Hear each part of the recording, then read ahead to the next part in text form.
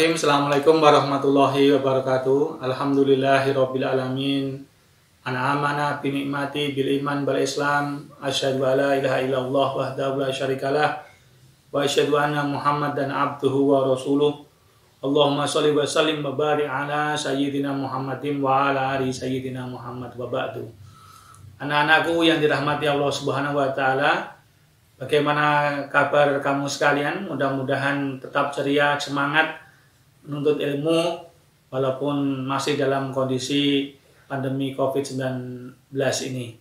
Alhamdulillah, puji syukur senantiasa kita panjatkan kehadirat Allah Subhanahu wa taala atas segala limpahan rahmat dan nikmat yang diberikan Allah kepada kita sekalian. Dan tentunya salawat dan salam mudah-mudahan tetap terlimpah kepada panutan kita Rasulullah Muhammad Sallallahu Alaihi Wasallam. Baik, anak-anakku sekalian berbahagia, malah kita awali kajian kitab Safinatun Najah pada kesempatan yang berbahagia ini dengan bacaan basmalah. Bismillahirrahmanirrahim. Pada kesempatan kali ini kita akan membahas terkait dengan air yang bisa digunakan untuk bersuci atau berwudu atau mandi dan sebagainya. Nah, pada kitab ini pengarang mengatakan wal ma'u qalilun wa katsirun. Ya. Dan air itu yaitu sedikit dan banyak. Jadi air yang bisa digunakan untuk bersuci, untuk berwudu atau untuk mandi itu bisa jumlahnya sedikit atau bisa jumlahnya banyak. Ya. Wa qalilu maduna kulataini. Ya. Yang sedikit adalah air yang kurang dari 2 kulah. 2 kulah itu sama dengan 216 liter. Jadi air dikatakan sedikit itu adalah apabila jumlahnya itu sekitar 2 kulah, ya 216 liter. Atau di tempat suatu wadah yang 60 cm kali 60 cm kali 60 cm, ya. Itu bisa digunakan untuk berwudu itu, ya. Kemudian wakatsiru kullataini fa aktsaruhu.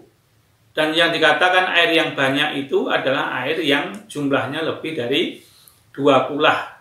Jadi lebih dari 216 liter itu dikatakan air itu jumlahnya banyak. Maka dalam kondisi seperti itu, air dalam kondisi sedikit asalkan sudah berjumlah 2 kulah, 216 liter bisa digunakan untuk bersuci. Kalau lebih dari 216 liter, lebih dari 2 kulah, juga bisa digunakan untuk bersuci. Al-qalilu yatanazasu biwuku'i inajasati fihi wa in lam yataghayyar. Dan air yang sedikit menjadi najis, ya, jika dengan kejatuhan najis itu. Ya. Jadi air yang sedikit itu bisa menjadi najis apabila dia itu terjatuhi oleh najis. Walaupun najis itu tidak menyebabkan perubahan warna, bau, atau rasa pada air itu. Artinya ketika air yang jumlahnya 2 kulah itu sedikit tadi, itu terkena najis, ya. Mungkin kotoran seperti kotoran tikus, seperti itu, ya. Ya. Itu kalau airnya cuma 216 liter, ya, walaupun najis dari kotoran tikus itu tidak menyebabkan baunya air itu berubah, rasanya berubah, warnanya berubah, tetap itu tidak bisa digunakan untuk wudu, tetap tidak bisa digunakan untuk mandi. Itu. Nah, berbeda dengan kalau air itu banyak. Wa katsiru la yatanajasu ila idza taghayyara ta'muhu aw lamnuhu aw ri'uhu. Yang artinya, dan jika air itu banyak kemudian terkena najis, ya. Ya, jadi airnya itu banyak, ya. Kemudian terkena najis, ya. Asalkan baunya tidak berubah, warnanya tidak berubah, rasanya tidak berubah, maka itu bisa digunakan untuk bersuci. Contohnya mungkin ada air yang mungkin jumlahnya 1.500 liter ya. Kemudian tiba-tiba ada najis ya. Mungkin bangkai tikus ya, atau bangkai kodok ya. Maka setelah bangkainya diambil ya, maka air yang jumlahnya 1.500 liter itu masih bisa digunakan untuk berwudu, masih bisa digunakan untuk mandi, asalkan baunya, rasanya, kemudian warnanya tidak berubah. Nah, itu anak-anakku yang perlu kamu ketahui bersama. Dan dalam kehidupan kita terdapat beberapa jenis macam-macam air ya. Yang pertama adalah air yang suci dan mensucikan. Ya, ini adalah air yang boleh diminum, boleh dipakai untuk membersihkan badan, ya. Bisa digunakan untuk mandi. Nah, air yang ini bisa dari air hujan, air sumur, air laut, ya. Kemudian es yang sudah mencair, itu bisa termasuk air yang suci dan mensucikan.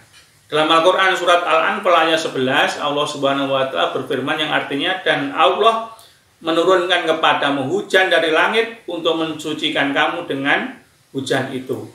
Ya. Jadi perubahan air yang tidak menghilangkan keadaan sifatnya suci dan mensucikan, itu bisa digunakan untuk bersuci. Itu. Ya. Contohnya, walaupun perubahan terjadi salah satu dari semua sifatnya, ya, warna, rasa, bau, ya, itu mungkin tidak berubah, ya, tidak berubah, maka masih bisa digunakan untuk bersuci. Contohnya berubah karena tempatnya, seperti air yang tergenang atau mengalir di batu belerang, ya. Jadi walaupun ada air, kalau kamu pernah di pemandian air panas itu kan, air panas yang mengalir dari pegunungan itu kan baunya kayak seperti belerang, ya. Itu masih bisa digunakan untuk bersuci, walaupun mungkin baunya berubah, itu. Nah, kemudian berubah karena lamanya tersimpan, seperti air di kolam, ya. Air di kolam, ya. Kalau mungkin agak beberapa hari itu ada lumut, ya, ya. Kemudian warnanya, kejernihannya sudah berubah sedikit, agak kehijau-hijauan, itu masih bisa digunakan untuk wudu, masih bisa digunakan untuk mandi. Kemudian berubah karena sesuatu yang terjadi padanya, seperti berubah karena bau ikan, ya, ikan, ya, karena ikan kalau masukkan ke dalam air yang suci dan mensucikan itu tadi, ya, kemudian berubah amis seperti itu. Kalau air itu lebih dari 2 pula, ya masih bisa digunakan untuk bersuci, ya, itu. Kemudian berubah karena tanah yang suci, ya, mungkin karena dedaunan pepohonan yang tumbang, ya, kemudian masuk di dalam air itu, ya kan? Nah, sehingga dedaunan itu sama pohonan itu merepel gitu, ya, menjadi seperti tanah itu. Walaupun air itu bercampur dengan itu, tetap bisa digunakan untuk berwudu, bisa digunakan untuk mandi. Nah, seperti ini. Kemudian air suci tetapi tidak mensucikan, ya. Zatnya suci tetapi tidak sah kalau digunakan untuk wudu. Tidak sah kalau digunakan untuk mandi. Jadi zatnya itu suci, tetapi tidak bisa digunakan untuk mandi, tidak bisa digunakan untuk wudu. Ya, apa contohnya? Air yang telah berubah, salah satu sifatnya karena bercampur dengan sesuatu benda yang suci yang lain. Jadi air itu suci, tapi bercampur dengan benda, ya, yang suci juga. Ya. Nah, itu contohnya apa? Ya, air kemudian dicampur dengan teh, dicampur dengan gula menjadi wedang teh. Ini kan tidak bisa digunakan untuk berwudu, tidak bisa digunakan untuk mandi gitu. Kopi ya. Seperti itu, kopi, air dicampur kopi, campur gula ataupun suci, tapi tidak bisa digunakan untuk berwudu, tidak bisa digunakan untuk mandi. Kemudian air sedikit kurang dari 2 kulah ya. Jadi air suci tapi tidak mensucikan. Jadi jumlahnya itu kurang dari 216 liter. Jadi jumlahnya cuma 200 liter. Walaupun ini airnya suci, tapi karena kurang dari 2 kulah, kurang dari 216 liter, maka tidak bisa digunakan untuk wudhu. Ya, seperti itu. Nah ini. Kemudian yang berikutnya adalah air pohon-pohonan atau air buah-buahan. Contohnya itu adalah buah kelapa. Ya, buah kelapa ini kan di dalamnya ada air. Ya. Maka air kelapa ini walaupun dia suci, tetapi tidak bisa digunakan untuk bersuci, tidak bisa digunakan untuk berwudu, tidak bisa digunakan untuk mandi dan sebagainya. Kemudian yang ketiga, air yang terkena najis, air yang bernajis. Ya. Air yang bernajis itu termasuk bagian dari 2 macam. Ya. Ya. Air yang sudah berubah salah satu sifatnya oleh najis. Nah, contohnya airnya itu berubah baunya, berubah rasanya, ya, berubah warnanya. Itu walaupun itu banyak, ya, atau itu tetap tidak boleh digunakan untuk bersuci. Kemudian air bernajis tetapi tidak berubah salah satu sifatnya, ya, asalkan dia itu jumlahnya lebih dari 2 kulah, ya, lebih dari 216 liter, ya, maka masih boleh digunakan untuk berwudu, masih boleh digunakan untuk mandi, walaupun terkena najis tapi tidak berubah rasa, warna dan baunya tadi. Nah, ini. Kemudian yang berikutnya adalah air yang makruh. Ya. Air yang makruh adalah air yang terjemur oleh matahari dalam bejana selain bejana emas atau perak, ya.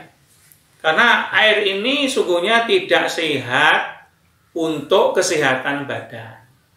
Ya, jadi kalau ada air yang sudah terkena matahari, terpanaskan matahari, ya, dalam waktu yang lama sehingga air itu menjadi panas, itu makruh. Ya, makruh itu sebaiknya dihindari.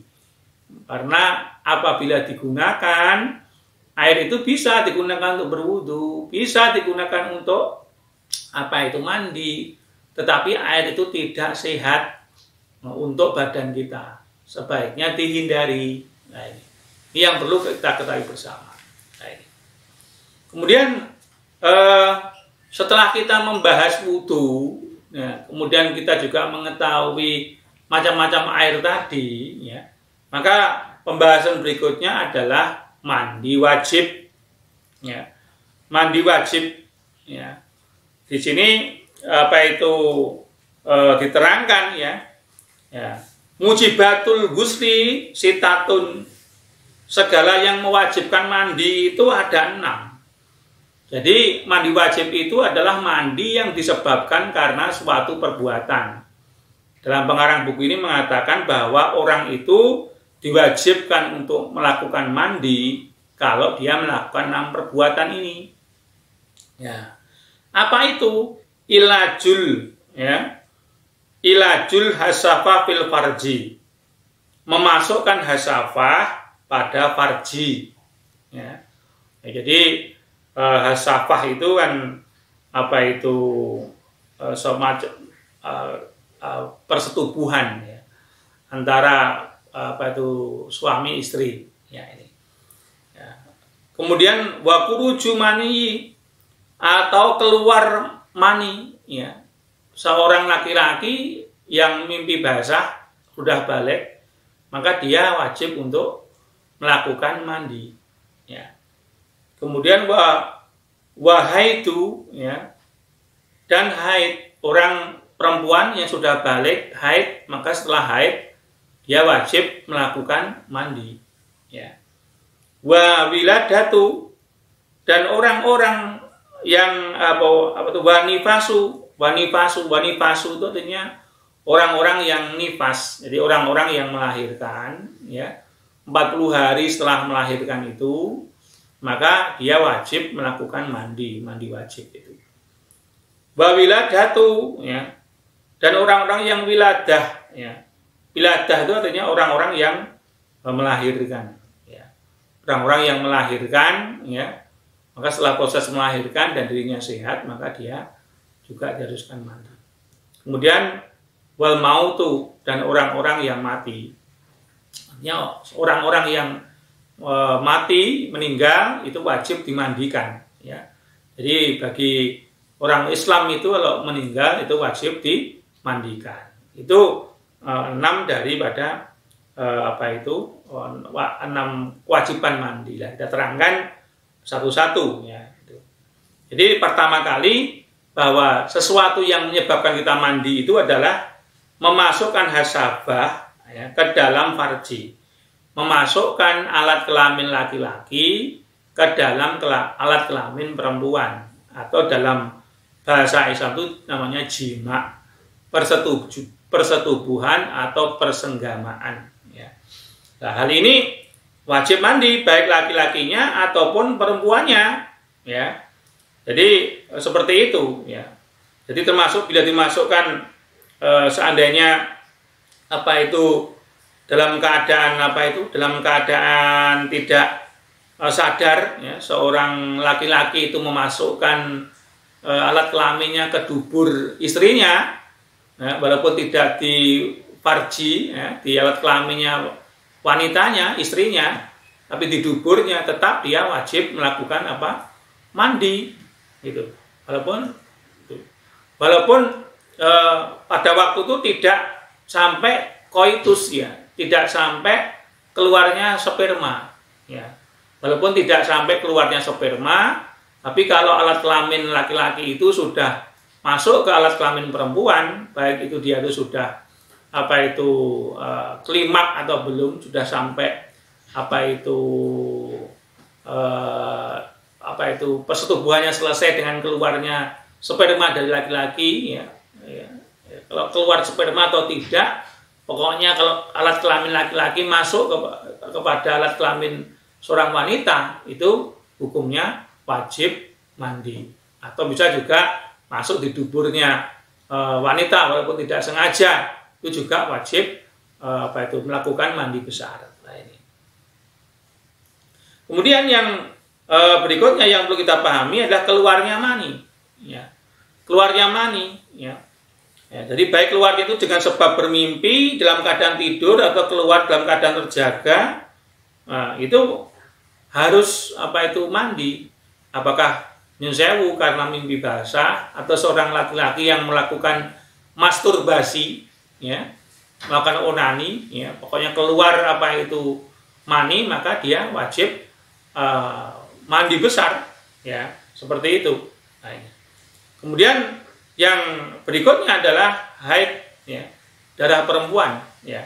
Jadi ketika seorang perempuan itu sudah selesai menjalankan haid, ya, apakah setiap wanita berbeda-beda, ya, mungkin 7 hari, ada yang 14 hari, ada yang mungkin sampai 15 hari, bahkan ada yang sampai 20 hari, setiap wanita berbeda-beda.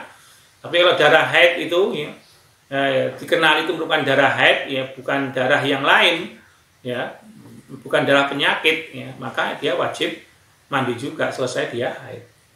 Kemudian yang berikutnya nifas, ya, darah yang keluar setelah proses persalinan. Biasanya 40 hari dari proses persalinan itu nifas itu lamanya mungkin 40 hari, ya. Dari 40 hari wanita melahirkan itu biasanya masih mengeluarkan darah terus. Itu setelah selesai maka dia wajib melakukan mandi. Kemudian seorang perempuan yang melahirkan, walaupun mungkin setelah proses kelahirannya itu tidak mengeluarkan darah, ya, apa ada wanita yang melahirkan tidak mengeluarkan darah? Ada. Jadi proses melahirkannya lancar sampai tidak mengeluarkan darah, maka tetap kelahiran itu menyebabkan dia wajib mandi. Kemudian yang keenam adalah ketika orang mati, ya, dia itu orang Islam, ya, Jadi bukan mati syahid, ya, dianya orang Islam, bukan mati syahid, ya, maka di jenazah itu wajib dimandikan. Tapi kalau dia mati syahid, mati di medan peperangan, maka itu wajib dia itu cuma dikafani, ya, tidak perlu dimandikan. Nah, itulah anak-anakku sekalian yang dirahmati Allah Subhanahu wa taala terkait dengan air dan mandi yang wajib. Mudah-mudahan bermanfaat bagi kita sekalian. Kita akhiri kajian fikih pada kesempatan yang berbahagia ini dengan doa majelis. Subhanaka Allahumma bihamdika asyhadu an la ilaha illa anta astaghfiruka wa atubu ilaik. Assalamualaikum warahmatullahi wabarakatuh.